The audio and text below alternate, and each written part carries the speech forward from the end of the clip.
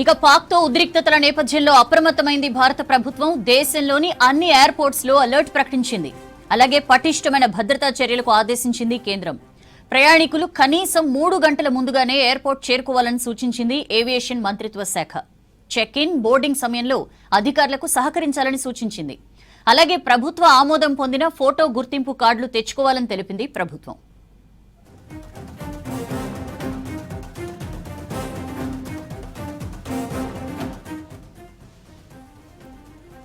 దీనికి సంబంధించి ఇన్ఫర్మేషన్ తెలుసుకుందాం. అజయ్ మనతో లైవ్ లో జాయిన్ అవుతున్నారు. అజయ్, దేశంలో అన్ని ఎయిర్పోర్ట్స్ లో కూడా హై అలర్ట్ ప్రకటించింది ప్రభుత్వం. కొన్ని ఇంపార్టెంట్ గైడ్ లైన్స్ కూడా జారీ చేసింది. ఏంటవి?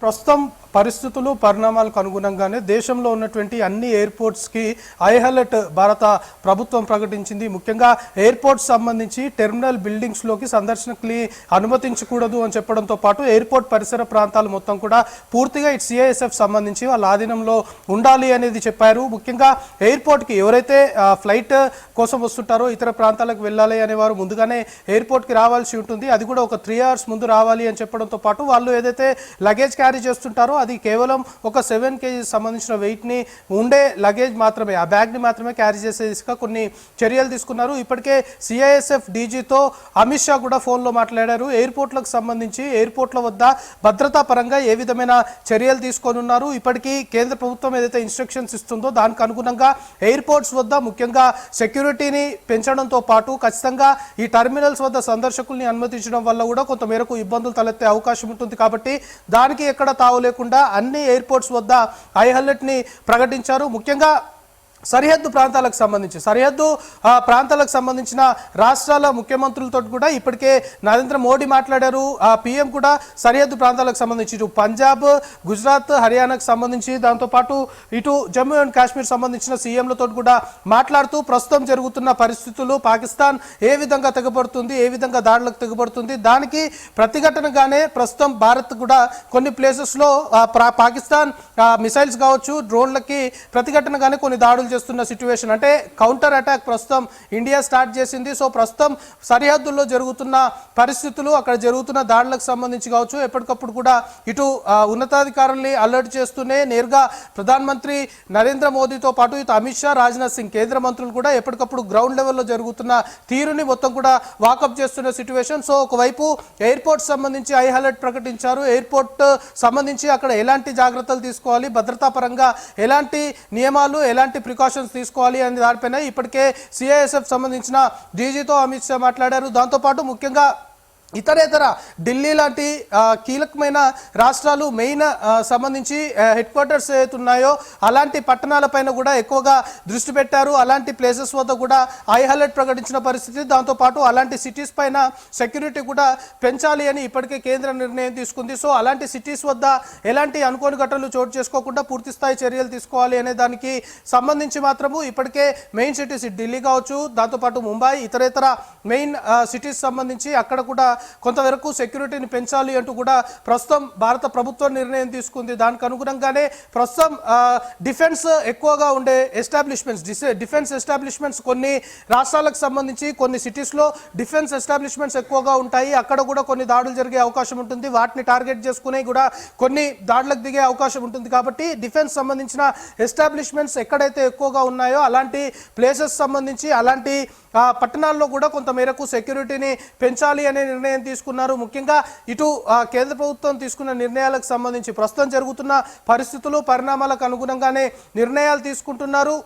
ముఖ్యంగా ఇతర ఏదైతే ప్రస్తుతం జరుగుతున్న సీన్ మనం చూస్తే భారత ప్రభుత్వం పూర్తి స్థాయిలో కూడా సన్నద్ధమైపోయింది. మరికొన్ని గంటల్లోనే కొన్ని కీలకమైన నిర్ణయాలు కూడా వెలువడించే అవకాశాలు కనబడుతున్నాయి. ముఖ్యంగా మెయిన్ సిటీస్ సంబంధించి అంటే హైదరాబాద్లో కూడా హైదరాబాద్ సిపి ముఖ్యంగా ఉద్యోగులకు సంబంధించి హైదరాబాద్ సంబంధించి ముఖ్యంగా తెలంగాణ ముఖ్యమంత్రి కూడా ఉద్యోగులు ఎవరు కూడా సెలవులు పెట్టకూడదు, ఉద్యోగులకి సెలవులు లేవంటూ కూడా ఆదేశాలు జారీ చేశారు. సో ప్రస్తుతం ఢిల్లీకి సంబంధించిన గవర్నమెంట్ కూడా ప్రభుత్వ ఉద్యోగులు ఎవరికి కూడా సెలవులు పెట్టడానికి వీల్లేదు, అందరూ కూడా అందుబాటులో ఉండాలి. ఎందుకంటే పరిస్థితులు మారుతున్నాయి, విపత్కర పరిస్థితులు ఎదురయ్యే అవకాశం ఉంది కాబట్టి ప్రభుత్వ ఉద్యోగులు కూడా అందరూ అందుబాటులో ఉండాలి అంటూ ఇప్పుడు ఢిల్లీ ప్రభుత్వం కూడా నిర్ణయం తీసుకుంది. సో ఇదే విధంగా ఎప్పటికప్పుడు ఉన్నతాధికారులు హయ్యర్ అఫీషియల్స్ తోటి ఎప్పటికప్పుడు మీటింగ్స్ నిర్వహిస్తున్నారు, ఎప్పటికప్పుడు తాజా పరిస్థితులను తెలుసుకుంటున్నారు. ప్రస్తుతం కౌంటర్ అటాక్ అనేది కొనసాగుతుంది చాలా ప్లేసెస్లో.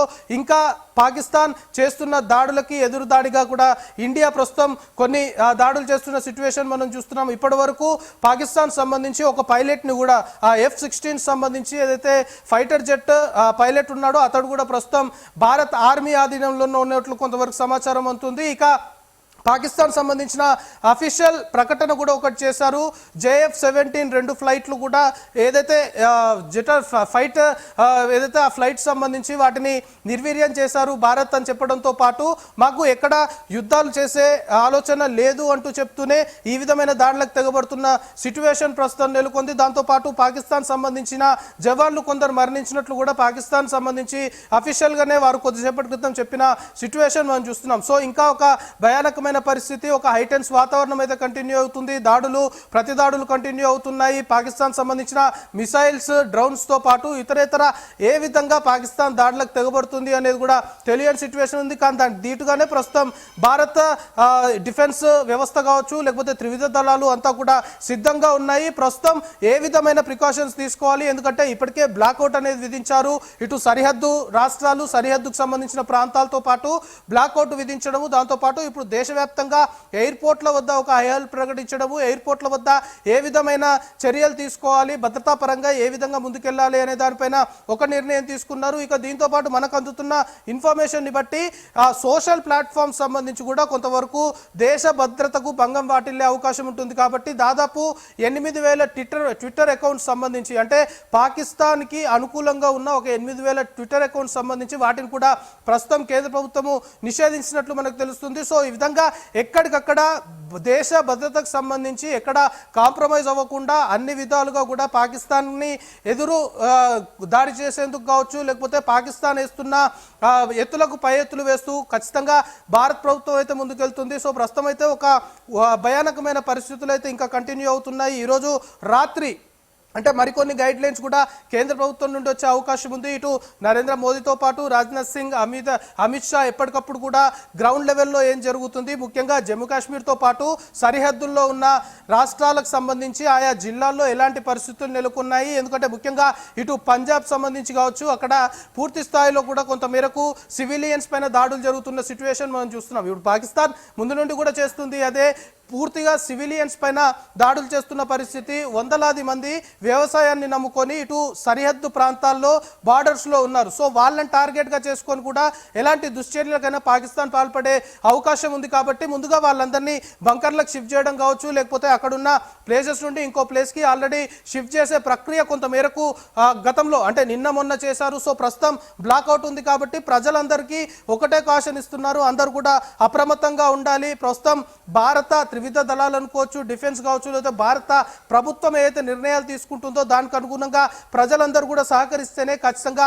పాకిస్తాన్ని ధీటుగా ఎదుర్కొంటున్నాము. సో ఇదే సహకారం ప్రజల నుండి కోరుకుంటున్నాము అనేది భారత ప్రభుత్వం నుండి అందుతున్న సమాచారం. ముఖ్యంగా ఇప్పుడు ఎయిర్పోర్ట్స్ సంబంధించి హై అలర్ట్ ప్రకటించడము, ఎయిర్పోర్ట్స్ వద్ద భద్రతకు సంబంధించి పూర్తి స్థాయిలో కూడా చాలా సీరియస్గా ముందుకెళ్తున్న తరుణంలో ఇంకొక అపీల్ కూడా ప్రజలకు చేస్తున్నారు. అనవసరమైన ప్రయాణాలు చేయకూడదు, అనవసరమైన ప్రయాణాలు పెట్టుకొని ఇబ్బందులు పడొద్దు అని చెప్పడంతో పాటు ముఖ్యంగా మెయిన్ సిటీస్లో ఆల్రెడీ సెక్యూరిటీని పెంచడంతో పాటు కొన్ని సస్పెక్టెడ్ ప్లేసెస్ ఉంటాయి. ప్రతి ఒక్క మెయిన్ సిటీలో కూడా కొన్ని సస్పెక్టెడ్ ప్లేసెస్ ఉంటాయి. అలాంటి సస్పెక్టెడ్ ప్లేసెస్ పైన ఎప్పటికప్పుడు నిరంతరం నిఘా పెట్టడంతో పాటు ఆ లోకల్ సంబంధించిన పోలీస్ అధికారుల సహకారం తీసుకొని 24 గంటలు ఎక్కడికక్కడ రెక్కి నిర్వహించడంతో పాటు కొన్ని సస్పెక్టెడ్ ప్లేసెస్లో కొంత సస్పెక్టెడ్ పీపుల్ కూడా ఉంటారు. ఆ సస్పెక్టెడ్ పీపుల్ అనుకోవచ్చు. సో ఆయా రాష్ట్రాల్లో గతంలో పాకిస్తాన్ కావచ్చు, బంగ్లాదేశ్ కావచ్చు, ఇతర ప్రాంతాల నుండి వచ్చి ఇక్కడ ఉంటున్న వారి కదలికలు, ముఖ్యంగా కమ్యూనియల్ ఫీలింగ్స్, కమ్యూనియల్ ఇష్యూస్